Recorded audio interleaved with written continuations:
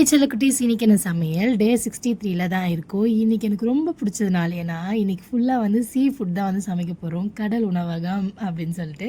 So வந்து egg வந்து வேக போட்டுக்கிட்டேன். அம்மா வந்து நல்லா ஃப்ரெஷ்ஷாக அரைச்ச மாவு வந்து இருக்குது அப்படின்னு சொன்னாங்க. ஸோ வந்து வாங்கிட்டு வந்து ஒரு தட்டு இட்லியும் ஊற்றியாச்சு.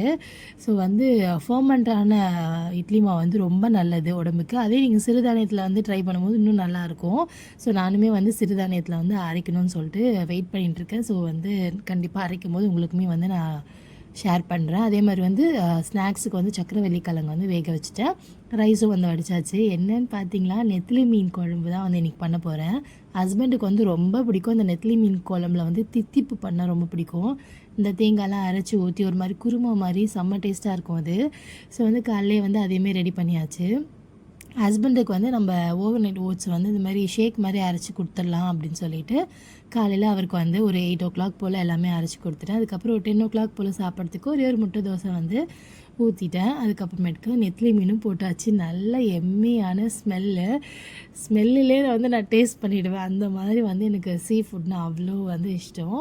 ஸோ வந்து நல்லா வந்து இன்றைக்கி மதியானம் வந்து சாப்பிட்லாம் அப்படின்னு சொல்லி பிளான் பண்ணியாச்சு. நைட்டுக்குமே டின்னருக்குமே வந்து ரொம்ப எம்மியான ஒரு சீ ஃபுட் இருக்குது. ஸோ அதையுமே காட்டியிருக்கேன். அதுக்கப்புறம் கொஞ்சமாக அதிலே மீன் வந்து எடுத்து வச்சுட்டு வறுத்து சாப்பிட்டா அது வேறு லெவலில் இருக்கும். ஸோ வந்து கொஞ்சமாக வந்து அம்மா வீட்டு மிளகாத்தூள் வந்து நல்லா வந்து எந்த மசாலாமே போட தேவையில்ல, இது மட்டும் போட்டு நல்லா மிக்ஸ் பண்ணி நம்ம வந்து வறுத்தாலே ரொம்ப சூப்பராக இருக்கும். யாருக்காவது வேணும் அப்படின்னா கீழே கமெண்ட் பண்ணுங்கள், உங்களுக்கு வந்து ஆர்டர் வந்து ப்ளேஸ் பண்ணலாம். ஸோ அதுக்கப்புறமேட்டுக்கு வந்து ஒரு 12 o'clock இல்லை ஒரு 11:30 போல் ஒரு மிட் ஸ்நாக் போல் சாப்பிட்றதுக்கு வந்து பச்சை பயிறு குக்கரில் போட்டு ஒரே ஒரு விசில் விட்டோன்னா நல்லா சூப்பர் சாஃப்டாக ஆகிடும். ஸோ அது சாப்பிடும் போது ரொம்ப நல்லாயிருக்கும். அதுக்கப்புறம் வந்து வெயிட் லாஸ்க்கு ரொம்பவே ஹெல்ப் பண்ணும். ஸோ கண்டிப்பாக நீங்களும் ட்ரை பண்ணுங்கள். பசங்களுக்கு ஆஸ் யூஷுவல் நம்மளோட 40 ingredient வச்சு ரெடி பண்ணுற ஹெல்த் மிக்ஸ் தான். அதுக்கப்புறமேட்டுக்கு இதுக்கு வந்து ஒரு பீட்நட் பருப்பியும் கொஞ்சம் நட்ஸ் போட்டு அனுப்பிட்ட ஸ்நாக்ஸ்க்கு. ஈவினிங்க்கு வந்து கோதுமை தோசை தான் வந்து ரெடி பண்ணிகிட்ருக்கேன்.